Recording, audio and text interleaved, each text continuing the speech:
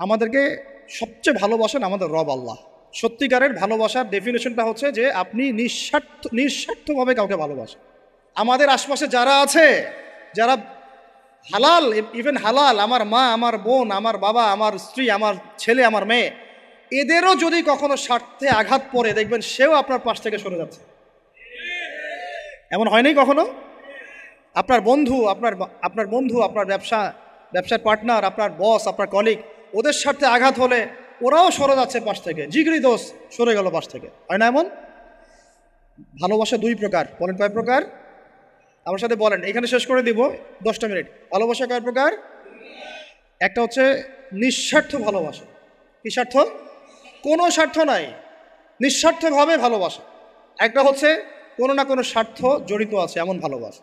আপনার স্ত্রীর চাহিদাও যদি আপনি পূরণ করতে ব্যর্থ হন, দেখবেন স্ত্রীর সাথে আপনার গন্ডগোল লেগে যাচ্ছে, যদিও সে হালাল বৈধ। তাই না? এমন হয় না অনেক সময়? আমি তো অনেক দিন বলেছি, অনেকদিন আগেও বলেছি, 5 বছর 6 বছর আগে, যে মানুষ আসলেই মানুষের অবস্থানকে মূল্যায়ন করে। ভিতর থেকে মানুষকে শুধু মূল্যায়ন করে আল্লাহ রাব্বুল আলামিন। না হলে কি হতো? এই যে এত অন্যায় আমরা করেছি, আল্লাহ পাক কি আমাদেরকে ছেড়ে দিয়েছেন, ফেলে দিয়েছেন, গজবে ধ্বংস করে দিয়েছেন? এই যে আল্লাহ পাক যে আমাদেরকে মহব্বত করেন, ভালোবাসেন, তার প্রমাণ এগুলো। আল্লাহ পাক চান যে আমরা যেন ফিরে আসি। আল্লাহ পাক বলছেন, সারা দুনিয়ার সমান গুনাহও যদি সে করে ফেলে, আসমানের সমানও গুনাহ করে ফেলে, খালি তওবা করে ফিরে আল্লাহকে বলবে, আস্তাগফিরুল্লাহ আল্লাযী লা ইলাহা ইল্লা হুয়াল হাইয়ুল কাইয়্যুম ওয়া আতুবু ইলাইহি। আল্লাহ পাক বলছেন, খালেস তওবা করলে গুনাহ তো মাফ করে দিবই, আগের গুনাহগুলোকে নেকি দিয়ে পরিবর্তন করে দিব। না ভালোবাসা না? আল্লাহ পাক সৃষ্টি করেছেন আমাদেরকে ভালোবেসে। কোরআন খোলেন, সূরা সদ পড়েন। সূরা সদের মধ্যে দেখবেন আল্লাহ বলছেন, খালাকতু বিয়াদি মা মানাআকা আল্লা তাসজুদা খালাকতু বিয়াদাই, মানে তুমি ইবলিস কেন তাকে সিজদা করলা না যাকে আমি নিজ হাতে সৃষ্টি করেছি? এটা মহব্বতের বহিঃপ্রকাশ না? আল্লাহ আমাদেরকে নিজ হাতে সৃষ্টি করেছেন। আল্লাহ পাকের হাত কেমন এটা আমরা ব্যাখ্যা করতে যাব না। এর হাতের অর্থ কি সেটাও ব্যাখ্যা করার, তাওয়িল করার দরকার নাই। কোরআনে আসছে যেভাবে সেভাবে আমরা ঈমান রাখবো, ঠিক আছে ভাই? এখানে আবার অনেকে অনেক তালগোল পাকায় ফেলে এবং বিভ্রান্ত হয়ে যায়, এদিকে যাওয়ার দরকার নাই। এখানে বোঝানো হচ্ছে আল্লাহ রাব্বুল আলামিন আমাদেরকে মহব্বত করে সৃষ্টি করেছে। এই পুরো সৃষ্টি জগৎটাই তো আল্লাহর মহব্বতের বহিঃপ্রকাশ। সবকিছু এত নিপুণভাবে চলতেছে, এটা মহব্বতের বহিঃপ্রকাশ না? আমি আপনাদেরকে নিয়ে যদি কোনোদিন কক্সবাজারের সৈকতে তারা দেখাতে পারতাম, তাহলে আমি বুঝাইতে পারতাম আপনাদেরকে যে এই মহাবিশ্বটা ঠিকই আছে কীভাবে। তারার মধ্যে একটা গাণিতিক ক্যালকুলেশন আছে যেটা সবাই জানে না। যারা একটু অ্যাস্ট্রোনমি নিয়ে পড়াশোনা করেছে তারা জানে।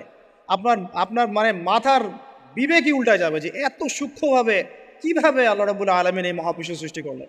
এক চুল এদিক ওদিক হলে পুরো বিশ্ব কায়নাত ধ্বংস হয়ে যায়। এটা কি আল্লাহ পাকের মহব্বতের পরিপ্রকাশ না?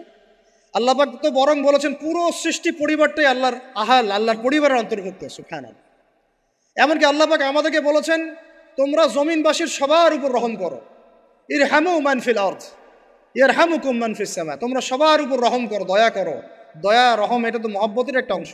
তোমরা সবার উপর দয়া করো, রহম করো, মহব্বত করো। এটা কি হবে? তাহলে আল্লাহ পাক আসমানে যিনি আছেন, আল্লাহ পাক তোমাদের উপর রহম করবে ইনশাআল্লাহ। আমরা সেই মহান সত্তার ভালোবাসার থেকে বের হয়ে হারাম এই যৌন ভালোবাসার দিকে যাওয়ার চেষ্টা করেছি। আসলে এটা ভালোবাসা না, যৌনতা, এর দিকে যাওয়ার জন্য এইসব করছি। আল্লাহ পাক আমাদেরকে মাফ করে যেন হেদায়েত দান করেন।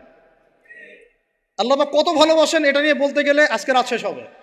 দেখেন, আল্লাহ রাব্বুল আলামিন আদম আলাইহিস সালামকে সৃষ্টি করেছেন, করে সমস্ত নাম শিক্ষা দিয়েছে। নাম মানে হলো ইলম। নাম মানে কি? ভালো না বাসলে আল্লাহ পাক কাউকে সবচেয়ে সেরা কিছু দান করেন। সূরা ৩ আল্লাহ পাক কি বলেছেন? ওয়া তিনি ওয়াজ জাইতুন, এগুলো শপথ করে, লাকাদ খালাকনাল ইনসানা ফি আহসানি তাকওয়িম। মানুষকে সবচেয়ে শ্রেষ্ঠ কাঠামো আল্লাহ পাক দিয়েছে, দেন নাই? তো কাউকে যদি মহব্বত না করা হয়, তাকে আপনি সবচেয়ে সেরাটা কি দিতে পারবেন? আল্লাহ পাক আমাদেরকে মহব্বত করেন, ভালোবাসেন, এবং আল্লাহ চান আমরাও যেন তাকে মহব্বত করি, তাকে ভালোবাসি। এবং আমরা যদি কাউকে ভালোবাসি, আল্লাহর জন্য ভালোবাসবো। কাউকে ঘৃণা করি, আল্লাহর জন্য ঘৃণা করব। মহব্বতও আল্লাহর জন্য, ঘৃণাও কার জন্যে? আল্লাহর জন্য। আল্লাহ পাক সমস্ত ইলম শিক্ষা দিলেন, এটা কি ভালোবাসার বহিঃপ্রকাশ না?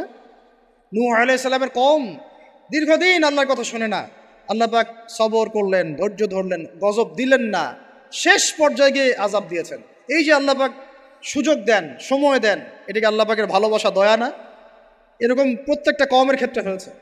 আমি তো ফিল করলাম এই ভালোবাসা নিয়ে ঘাটাঘাটি করতে গিয়ে যে আসলে আল্লাহ পাক যে আমাদেরকে সবচেয়ে বেশি মহব্বত করেন, তার সবচেয়ে বড় নিদর্শন কি জানেন?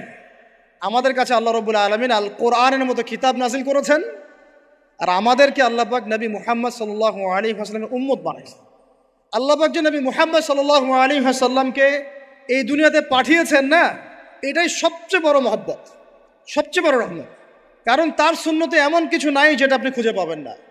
আর তিনি আমাদেরকে যে মহব্বত করতেন, মুহাম্মদ সাল্লাল্লাহু আলাইহি ওয়াসাল্লাম আমাদেরকে যে মহব্বত করতেন, তিনি আমাদেরকে বলতেন যে আমরা তার ভাই। আমরা তার কি ভাই? মানে কি মায়ের পেটের ভাই? এটা বোঝানো হয় নাই। একটা হাদিসে তিনি বলেছেন আমি তো পিতৃতুল্য। তার মানে কি সত্যি সত্যি বাবা সন্তানের সম্পর্ক? রুহানি পিতা। তিনি কি ইমাম নন? তিনি ইমাম, তিনি নেতা, তিনি আমাদের শিক্ষক, তিনি নবী। তো তিনি আমাদেরকে যে মহব্বত করতেন, তিনি একদিন বলছিলেন নবী সাহাবীদের সামনে, কাশ আমি যদি আমার ভাইদেরকে দেখতে পেতাম। সাহাবীরা বলছেন, ইয়া রাসূলুল্লাহ, আমরা কি আপনার ভাই না? তখন নবীজি বলছেন, না, তোমরা আমার সাহাবী। আমার ভাই তারা যারা আমাকে না দেখেই আমার প্রতি ঈমান নিয়ে আসবে। প্রত্যেক নবীকে আল্লাহ পাক একটা দোয়া করার চান্স দিয়েছে। কয়টা ভাই? এমন একটা দোয়া যেটা করলে আল্লাহ পাক কবুল করবেনই করবেন। করলে আল্লাহ পাক কি করবেন?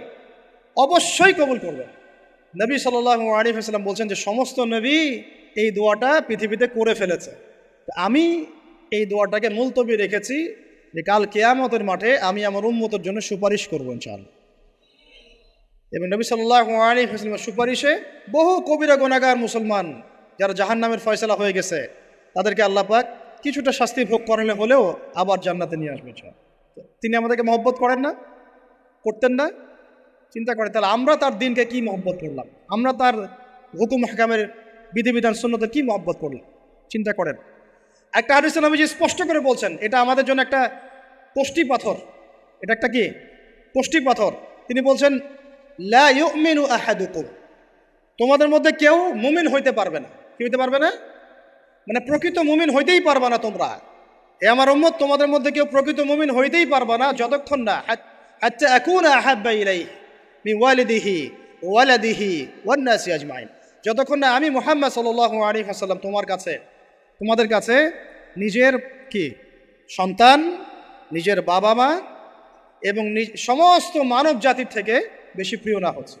আর এটা আবার বলি, নবীজি বলছেন কেউ ততক্ষণ পর্যন্ত প্রকৃত মুমিন হতে পারবে না যতক্ষণ না আমি মুহাম্মদ সাল্লাল্লাহু আলাইহি ওয়াসাল্লাম তার কাছে তার সন্তান, তার পিতা, এমনকি সমস্ত মানব জাতি থেকে বেশি প্রিয় না হচ্ছে।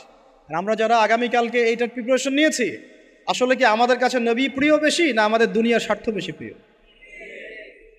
যারা এগুলো করবে তাদের কাছে কি সত্যিই নবী প্রিয়? তাহলে তারা করতে পারতো না। যদি নবী আমাদের কাছে সবচেয়ে বেশি প্রিয় না হয়, আমরা মুমিন হতে পারছি না। আর যাদের কাছে নবী প্রিয় তারা কখনো এমন হারাম কাজে যেতে পারবে না। যারা যাচ্ছে তারা কখনোই নবীকে ভালোবাসে না, কোশ্চিনকালেও না। শোনেন, উমর রাদিয়াল্লাহু আনহুর নাম শুনেন নাই? বললে অনেক কথা ভাই, অনেক কথা, কোনটা রেখে কোনটা বলে। উমর রাদিয়াল্লাহু আনহু একদিন এসে বলছেন খলিফাতুল মুসলিমিন, মুসলিমদের তিনি খলিফা। জান্নাতের সুসংবাদপ্রাপ্ত 10 জন সাহাবীর একজন। জান্নাতের সার্টিফিকেট পেয়েছেন পৃথিবীতে কয়জন সাহাবী? একটা হাদিসে একসাথে 10 জন। ওই 10 জনের অন্যতম একজন, যিনি এমন শাসন ব্যবস্থা পৃথিবীতে প্রতিষ্ঠা করেছিলেন যার মতো মিসাল এখন পর্যন্ত পৃথিবীতে আর দেখা যায় নাই। একটা হাদিসে আসছে যে রাস্তা দিয়ে ওমর হাঁটে ওই রাস্তা দিয়ে শয়তান হাঁটে না। কি বুঝলেন? শয়তান যদি দেখে ওই যে ওমর, ও আর ওই যাবেন ওই রাস্তার মধ্যে। এই হচ্ছে ওমর ইবনে খাত্তাব। আমার পরে কোনো নবী নাই। নবীজি বলছেন আমার পরে কোনো নবী নাই, লা নবিয়্যা বা'দি, আমার পরে কোনো নবী নাই। যদি হতো তাহলে ওমর হতো, যদি হতো তাহলে ওমর হতো। অন্য একটা হাদিসে আসছে আমার পরে কোনো নবী নাই, তবে তুমি আমার, এটা অন্য সাহাবী সম্পর্কে, আলী ইবনে আবি তালিব সম্পর্কে, তুমি আমার জীবনে তেমন মূসার জীবনে হারুন ছিল যেমন। এটা হচ্ছে আলী ইবনে আবি তালিব। তো এখানে কথা হচ্ছে উমর রাদিয়াল্লাহু আনহুর মতো মানুষ নবীর কাছে এসে বলছেন সাল্লাল্লাহু আলাইহি ওয়াসাল্লাম, ইয়া রাসূলুল্লাহ ওয়াল্লাহি লা উহিব্বুক, আল্লাহর কসম করে বলছি আমি আপনাকে অনেক মহব্বত করি, ইল্লা মিন নাফসি, আমার নফসের চেয়ে বেশি না। মানে আমি আমার জানের চাইতে আপনাকে বেশি মহব্বত করি না। কথা কি বুঝতে পারতেন কি? মানে আমি আপনাকে অনেক মহব্বত করি ইয়া রাসূলুল্লাহ, সব কিছু থেকে বেশি মহব্বত করি, কিন্তু আমার নিজের জানের চেয়ে বেশি না। নবী সাল্লাল্লাহু আলাইহি ওয়াসাল্লাম বলছেন, লা ইয়া ওমর, এখনো মুমিন হওনি ওমর। কাকে বলছেন? কাকে বলছেন? জান্নাতের সার্টিফিকেট প্রাপ্ত একজন মানুষকে। লা ইয়া ওমর, এখনো হওনি। তখন নবী সাল্লাল্লাহু আলাইহি ওয়াসাল্লামকে তিনি একটু পরে আবার বলছেন, ইয়া রাসূলুল্লাহ ওয়াল্লাহি আলান, এখন লা হাব্বা ইলাইয়া মিন কুল্লি শাই হাত্তা মিন নাফসি, এখন থেকে আপনি আমার কাছে সবচেয়ে বেশি প্রিয় সব কিছু থেকে, এমনকি আমার নফসের থেকেও বেশি প্রিয়। তখন নবীজি বলছেন আলান ইয়া ওমর, এখন ওমর, এখন তুমি মুমিন হলে। তাহলে যারা আমরা নবীর সুন্নতের খেলাফ এইসব অপসংস্কৃতি, নোংরামি, জেনা, ব্যভিচার, কনসার্ট, নাটক, সিনেমা, পরকিয়া, এইসব তথাকথিত ভালোবাসা দিবস, এই জেনা দিবসগুলো পালন করছি, আমরা কি আসলেই নবীকে ভালোবাসি? আমরা কি সত্যি আল্লাহকে ভালোবাসি? আল্লাহ পাক আমাদেরকে বোঝার তৌফিক দান করেন, জাহিলিয়াত থেকে ফিরে আসার তৌফিক দান করেন। এরকম প্রচুর ঘটনা। ভালোবাসা তো এগুলোর নাম। ভালোবাসা কাকে বলে জানেন? সাহাবীরা বাসায় যেতেন, আবার দৌড় দিয়ে আসতেন নবী সাল্লাল্লাহু আলাইহি ওয়াসাল্লামের চেহারাটা একটু দেখার জন্য। এটা নাম ভালোবাসা। আপনারা যদি উমরা করতে যান, হজ করতে যান, দেখবেন বারবার আপনার নবীর রওজায় গিয়ে সালাম দিতে মন চাইবে, যে আরেকবার দেখা করে আসি, আরেকটু দেখা করে আসি, আরেকবার সালাম দিয়ে আসি। ভালোবাসা কোনো স্বার্থ আছে এখানে? নবী সাল্লাল্লাহু আলাইহি ওয়াসাল্লাম কি আমাদের কাছে কোনো স্বার্থ দাবি করেছেন? আল্লাহ করেছেন? এগুলো ভালোবাসা। এই ভালোবাসা হলো প্রকৃত ভালোবাসা। আর এগুলো যেটা চলছে এটা হচ্ছে যৌনতা। এগুলো কি চলছে? যৌনতা। ভালোবাসার নাম দিয়েছে এখন যৌনতা। এগুলো ভালোবাসা না, এগুলো পাশবিকতা, প্রবৃত্তির দাসত্ব। প্রবৃত্তি মানে মন যা চায় তাই করতে যাচ্ছে। আপনার মন চাইছে একটা মেয়ের সাথে রাত কাটাবেন, এটাকে আপনি ভালোবাসা নাম দিলেন, কিন্তু এটা হচ্ছে ভালোবাসা না, এটা কি প্রবৃত্তি, পশুত্ব, দাসত্ব, পশুত্বের দাসত্ব করছে। আল্লাহ পাক আমাদেরকে কথাগুলো বোঝার তৌফিক দান করুন। এরকম সাহাবীরা কত ত্যাগ করেছেন। তালহা রাদিয়াল্লাহু আনহুর নাম শোনেন না অনেকেই। নবী সাল্লাল্লাহু আলাইহি ওয়াসাল্লাম উহুদ যুদ্ধের দিন সংকটময় একটা অবস্থায় ছিলেন। তালহা রাদিয়াল্লাহু আনহু একা নবী সাল্লাল্লাহু আলাইহি ওয়াসাল্লামকে ঢাল হিসেবে পিঠ পেতে দিয়ে আসেন, উনার দিকে কোনো তীর যেন আসতে না পারে। শেষে দেখা গেল তার গায়ের মধ্যে 40 থেকে 50টা তরোয়ারের আঘাত আছে, তীরের খোঁচা আছে, বর্ষার খোঁচা আছে। এই অবস্থায় তিনি নবীকে কাঁধের মধ্যে নিয়ে উহুদ পাহাড়ে উঠেছেন নবীকে সেভ করার জন্য। ভালোবাসা। এটা কি? কোন স্বার্থে? কিসের স্বার্থে? দুনিয়ার স্বার্থে? জান্নাতের স্বার্থে। একজন সাহাবী বাড়ি নির্মাণ করেছেন, তো নবী সাল্লাল্লাহু আলাইহি ওয়াসাল্লাম দেখে একটু খালি মানে হয় না, তুমি কে, কার বাড়ি এটা? বললেন আচ্ছা অমুক সাহাবীর বাড়ি। নবীজি একটু ভ্রু কুঞ্চিত করলেন, পছন্দ করলেন না, কিছু মুখে বলেন নাই, মুখে কিছু বলেন নাই, খালি একটু অসন্তুষ্ট হয়েছেন, এক্সপ্রেশন দেখতে বোঝা যাচ্ছে। তখন ওই সাহাবীকে জানানো হলো, তোমার বাসার সামন দিয়ে তো আল্লাহ নবী সেদিন হেঁটে গেলেন, তারপরে আমার বাসা দেখে, তোমার বাসা দেখে আল্লাহ নবী সাল্লাল্লাহু আলাইহি ওয়াসাল্লাম একটু অসন্তুষ্টি প্রকাশ করেছিলেন, মুখে কিছু বলেন নাই, এক্সপ্রেশন ছিল একটু অসন্তুষ্টিমূলক। 3 দিনের মধ্যে সেই বাড়ি ভেঙে গুড়িয়ে দিয়েছে। যেই বাসা দেখে আল্লাহ নবী সন্তুষ্ট হন না, আমি বাসা রাখবই না। ভালোবাসা কিসের জন্যে? কার জন্যে? কার স্বার্থে বলেন? আল্লাহর জন্যে, জান্নাতের জন্য, আল্লাহর স্বার্থে, আল্লাহর জন্যে।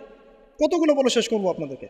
সাদ বিন আবি ওয়াক্কাস রাদিয়াল্লাহু আনহু উহুদ যুদ্ধের দিন এইরকম করে তীর নিক্ষেপ করছেন। আল্লাহ নবী বলছেন, ইয়া সাদ, হে সাদ, তীর ছোড়ো, তোমার জন্য আমার পিতামাতা কুরবান হোক। আশপাশে 9 জন ছিল, তার মধ্যে একজন করে শহীদ হতে শেষে 2 জন বেঁচে থাকলো, সাদ বিন আবি ওয়াক্কাস, তালহা বিন উবাইদুল্লাহ রাদিয়াল্লাহু আনহু। এগুলো তারা কেন করেছেন? ভালোবাসার জন্যে। ভালোবাসা এগুলোর নাম। কতগুলো বললে শেষ করবো আপনাদেরকে বলেন। নবী সাল্লাল্লাহু আলাইহি ওয়াসাল্লামের কাছে একজন সাহাবী আসেন ইসলাম কবুল করতে এসে হাতের মধ্যে কিছু বালা, আংটি থাকে না, এগুলো ছিল, এগুলো খুলে ফেলে দিয়েছেন নবী সাল্লাল্লাহু আলাইহি ওয়াসাল্লাম, খুলে ফেলে দিয়েছেন। তো একটা খুব দামি সোনার আংটি ছিল, ফেলে দেওয়ার পরে অনেকে বলছে, তুমি তো এখন মুসলিম হয়েছো, ইসলাম কবুল করেছো, তো আচ্ছা ঠিক আছে, ওইটা না হয় নবীজি পড়তে নিষেধ করেছেন, তুমি ওইটা নিয়ে বিক্রি করে দাও, বিক্রি করে না হয় ওই টাকা দিয়ে অন্য কিছু করো। তিনি বলছেন, কখনো না, আমার হাত থেকে আল্লাহ নবী খুলে একটা জিনিস ফেলে দিয়েছেন, আমি সেটা আবার নিতে যাব? কিসের জন্য এগুলা? এটা ভালোবাসা, মুহাব্বত। আল্লাহ পাক এটাই কোরআনে বলছেন, কুল, হে নবী আপনি বলে দিন, ইন কুনতুম তুহিব্বুন আল্লাহ, তোমরা যদি আল্লাহকে মহব্বত করেই থাকো, আল্লাহকে সত্যিকার অর্থে ভালোবেসেই থাকো, ভালোবাসার দাবি করেই থাকো, ফাত্তাবিউনি, তাহলে নবীর আনুগত্য করো, ইউহিব্বুকুমুল্লাহ, তখন আল্লাহ তোমাদেরকে ভালোবাসবে, ওয়া ইয়াগফির লাকুম যুনুবাকুম, তোমাদের সব গুনাহ আল্লাহ মাফ করে দিবেন, আল্লাহু গফুরুর রহিম। এই হলো ভালোবাসা। ভালোবাসা মানে কি? ভালোবাসা মানে হচ্ছে আস-সামউ ওয়াত তাআ, আমি নবী এবং আল্লাহ এবং তার রাসূলের কথা শুনবো এবং আনুগত্য করব, শুনবো, এবং এর নাম ভালোবাসা। শুনবো, আনুগত্য করবো, তাহলে আমরা কি শুনবো, কি আনুগত্য করব? আমাদেরকে প্রথমে কোরআন পড়তে হবে, কোরআনের অনুবাদ জানতে হবে, কোরআন অনুযায়ী জীবন করতে হবে, 5 ওয়াক্ত নামাজ পড়বো ইনশাল্লাহ, হালাল খাবো, যাকাত দিব, রমজানের সম রাখবো, নবীর সুন্নাহ অনুযায়ী জীবনযাপন করব, এবং সুন্নাহ বিরোধী, কোরআন বিরোধী, ইসলাম বিরোধী কোনো কাজে আমি লিপ্ত হব না। এই তো ভালোবাসা। এই ভালোবাসা যদি বহিঃপ্রকাশ ঘটাতে আমরা ব্যর্থ হই, নিজেও ধ্বংস হব, পরিবারও ধ্বংস হবে, আমাদের পরের প্রজন্ম ধ্বংস হবে, সমাজও ধ্বংস হয়ে যাবে।